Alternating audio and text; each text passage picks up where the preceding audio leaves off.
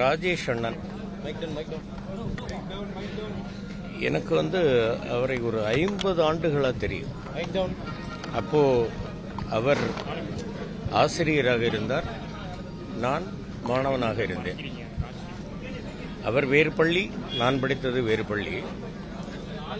ஆனால் நாங்கள் எல்லாரும் ஒரே மாவட்டத்தை சேர்ந்தவங்க. அவருடைய மாமா அணைக்காடு விக்டர் அப்படின்னு, அவங்க எங்கள் அப்பா எல்லாம் ரொம்ப ஒரு மச்சான்னு கூப்பிட்டுப்பாங்க. அப்போ அந்த வயசுல இருந்து எனக்கு அண்ணனை தெரியும்.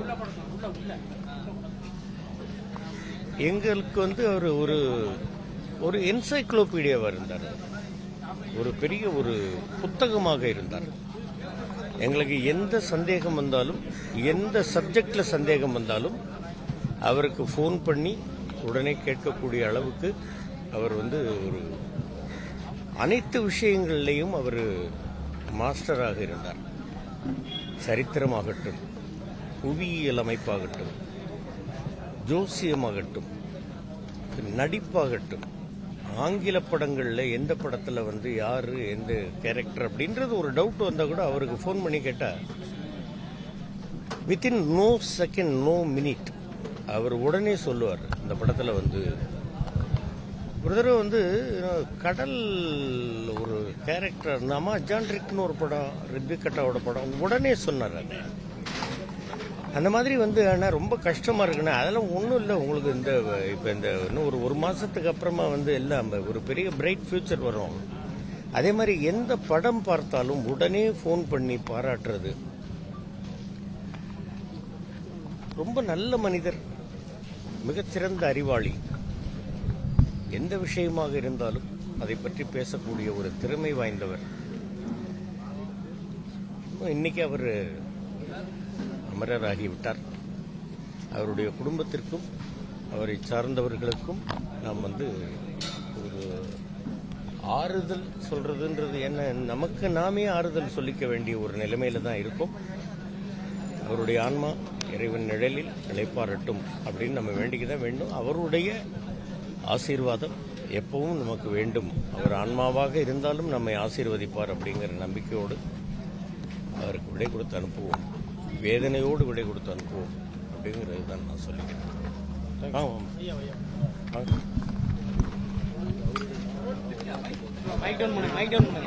மாமா சொன்ன மாதிரி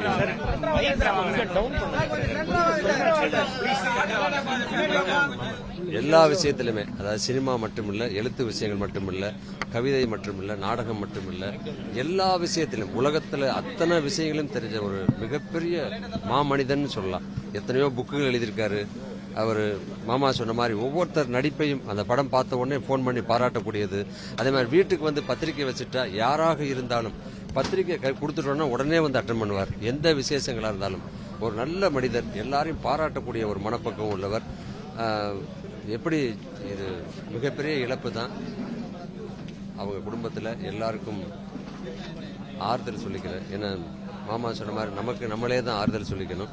ஆனால் எப்பவும் அவர் எழுத்தும் சரி, அவர் நடிப்பும் சரி, எப்பவும் மக்கள் மனசுல இருக்கும். அவர் ஆத்மா சாந்தி அடைய எல்லாம் வல்ல இறைவனை வேண்டிக்கிறேன். எல்லா நீர்வீர அனைவருக்கும். நான் காமெடி நடிகர் சிட்டுசமணி, வடிவேல் கூட நிறைய படம் நடிச்சிருக்கிறேன். டைரக்டர் 2 படம் பண்ணி இப்போ ஒரு படம் நடிச்சிருக்கேன், இப்போ படம் எடுத்திருக்கேன். அவரு சார் கூட நிறைய சீரியல் நடிச்சிருக்கிறேன். ரொம்ப தங்கமான குணம், எதா இருந்தாலும் அழகா பேசுவாரு, கருத்து சொல்லுவாரு. நிறைய விஷயங்கள் அவர்கிட்ட கத்துக்கிட்ட விஷயம் நிறைய இருக்கு. நான் காலைல நியூஸ் பார்க்க எதுவுமே தெரியல. 10:30 மணிக்கு இந்த விஷயம் கேட்டு எனக்கே கையெல்லாம் பேசக்கூட முடியலங்க என்னால. அந்த மாதிரி ஒரு நல்ல அருமையான ஒரு உள்ள நமக்கு கிடைக்கலங்கிறது ரொம்ப வருத்தமா இருக்கு. நான் என் படத்துக்கு டேட்டு கேட்டேன். 1 மணி நம்பரை நோட் பண்ணிக்க, மெசேஜ் பண்ணு, கண்டிப்பா நான் வாரம் பண்ணலாம் அப்படின்னு சொன்னாரு. அது கேட்டமே எனக்கு ரொம்ப அதிர்ச்சி ஆகி போச்சு. அங்கிருந்து ஓடியாரேன். அசுரமனிதன் பட டைரக்டர் நானு. ரொம்ப சங்கடமா இருக்கு. இவரு தமிழ் சினிமாவுக்கு பெரிய பெரிய இழப்பு.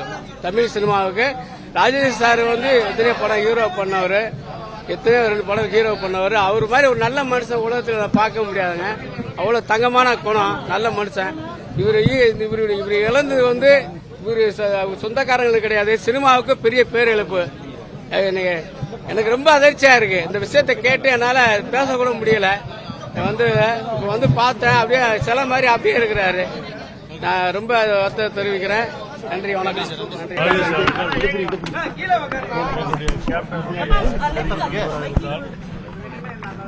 எங்களுடைய அனைத்து படங்களிலும் அவர் வந்து ஒரு கதாபாத்திரத்தை கண்டிப்பாக இருப்பார். அவர் எல்லா படத்திலுமே சண்முக பாண்டி நடித்த சகாப்தம் படத்திலையும் ஒரு கேரக்டர் பண்ணார். அவர் ஒரு 10 நாளுக்கு முன்னாடி ஒரு திருமண நிகழ்ச்சியில் நான் வந்து கடைசியாக பார்த்தேன். அவர் ஒரு 10 நிமிஷம் உட்காந்து பேசிட்டு இருந்தோம்.